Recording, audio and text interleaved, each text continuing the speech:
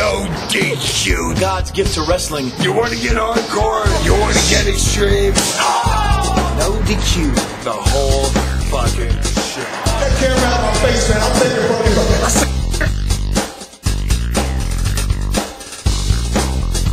you. Alright, everybody, welcome to episode 2 of NoDQ TV. Jeff Meacham along once again with my co-host for the day, Stagger Lee. I guess it's going to be a recurring thing. You're going to be on the show after all, huh? Careful what you wish for, my friend. Yes. A much more sober Jeff Meacham, not as... I'm still sick from New Year's, but that's okay. It's all good. We'll be okay. You need to take your vitamins. I need to take my Say your vitamins. Say my prayers, brother. That's right. Gosh. We're going to talk about the 2 pay-per-views coming up. First of all, this weekend is WWE's New Year's Revolution. After we talk about New Year's Revolution, we're going to talk about TNA's Final Resolution. I think they come up with better names for these pay-per-views in January. It's very original. Yeah, Revolutions. Wow. Wow. All right, so at New Year's Revolution, you're going to see the women's title defended. It's going to be Mickie James taking on Victoria. They've been pushing Victoria like she's going to win the title, which generally means to me they're probably going to squash her in the actual match. That's just my opinion. And then have a rematch at WrestleMania. Or at the Rumble, yeah. At the Rumble. Yeah, more than likely, because the only 2 real contenders for the women's title are the champion, Mickie James, and Victoria. All the other girls were pretty much just there. They're there. There's no wrestlers left. Lita retired. Oh, a little eye candy, Jeff. Well, they're eye candy, but Lita retired, Trish retired, Molly's not there anymore. Jazz is on ECW, or she's supposed to be. Tori's just getting older. Tori's just getting older, making out with Carlito.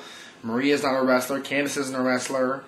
It's just it's ridiculous. Okay. Anyway, the Intercontinental title will be defended in a steel cage match. Jeff Hardy against Johnny Nitro. Nitro's got to win the title back now. Yeah, he's got to win the title. I'm not quite sure why they're having those 2 guys in a cage. Usually, when I think of steel cage matches, I think of more the main event. The main event, right? But the 2 of them in a match anyway should be really well. That one could steal the show. It really could. Hopefully it will. I'd like to see both these guys get a much bigger push. I mean, they're getting a big push as it is, but the bigger push, the better for these 2. They're both great athletes, in my opinion. The World Tag Team titles, Rated RKO against DX. DX is they're finally going to win the tag titles. DX is got to. Well, they were the Tag Team of the Year last year, as we announced on the last show, so they might as well be the World Tag Team Champions, right? Oh, these NoDQ. Then they'll lose them the next week. And then they'll lose them the next week, right back to Rated RKO. That's right. Or maybe the Highlanders will actually get their title win. Or maybe not. Yeah.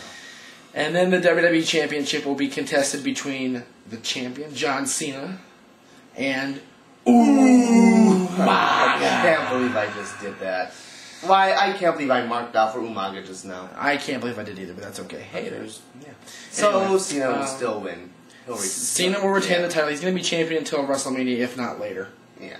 He's not going to lose the title for WrestleMania. But Umaga must be doing something right backstage. Umaga will have a strong showing. He's been getting a big push. Yeah. And, he's well liked in the locker room. Yes, he is. Here. Yes, he is.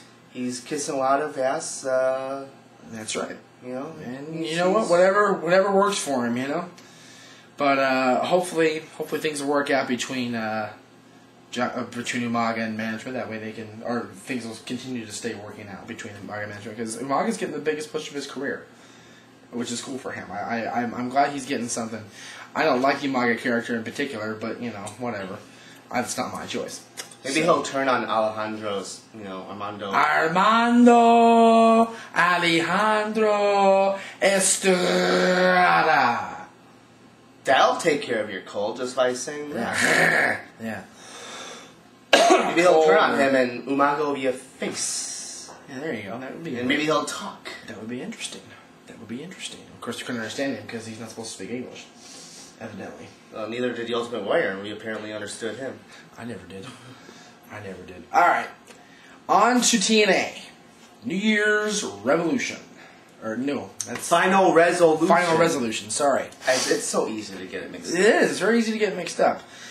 So far, there's only 3 matches announced for Final Resolution. You have AJ Styles, the phenomenal one, against Rhino in a last man standing match. AJ's somewhat of a heel turn there. It's heel turn. It's very intriguing. But this could be a bad thing for his career because he may be jobbing the Rhino at the pay-per-view. That would not be a good thing if AJ's jobbing the Rhino. This is not a good thing for AJ Styles to have happen. Hopefully he won't. I like AJ, but I like AJ too, but if he jobs to Rhino, he's in big trouble, in my opinion. And then you have, what else is going on? Oh, the 3-way dance, or the 3-way elimination match, right, between Sting, Christian Cage, and the Monster World Champion, The Abyss. The Abyss. It's just Abyss. I love how they're setting up this match here. How are they setting it up? I am watching. Well, basically, Sting is trying to help out Abyss, kind of be his own person. Get free from Mitchell. Right, exactly.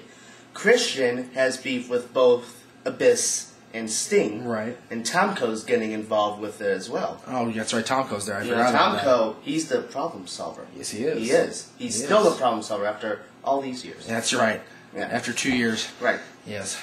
3 years now, almost. And Abyss just doesn't know what to do.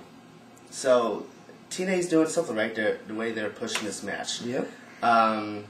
I still see Abyss walking out as champion somehow, some way. All right. And then the rubber match, and apparently it's going to be a 30-minute Iron Man match between Samoa Joe and the Olympic gold medalist himself, Kurt Angle, who's made this thing very personal. Apparently, Kurt Angle's starting to be a heel too. Well, someone's got someone's got to be a heel. The thing with TNA is usually no one. A lot of these feuds, no one's a heel, no one's a face. They're just kind of there. Yeah. It's like PWG, right? Everybody loves everybody. Faces. Yeah. Everyone loves everyone, but Angle in this feud is more or less the heel in this one. Yeah. So who do you see winning this match, Mr. TNA expert? Oh. Gosh, you know what? Could we have a draw and have a fourth? I was going to say, what do you want that ends up a draw, just to see what the fans will say? Oh, yeah. That would be very interesting, I think. A little controversial, maybe. A little controversy going on there in the Impact Zone, I think. I think TNA fans would love to see a fourth match. And I'm sure they'll get to see it, because you know what, honestly? Who else does Samoa Joe have to feud with left? He could feud with Sting. He could feud with the world champion, but they don't seem eager to do that yet. They don't seem eager to push him to the world title yet. This feud is still somewhat fresh. Yes, it is. So they don't need to end it right now. They're not burying it into the ground just yet. Right. A fourth match would be good.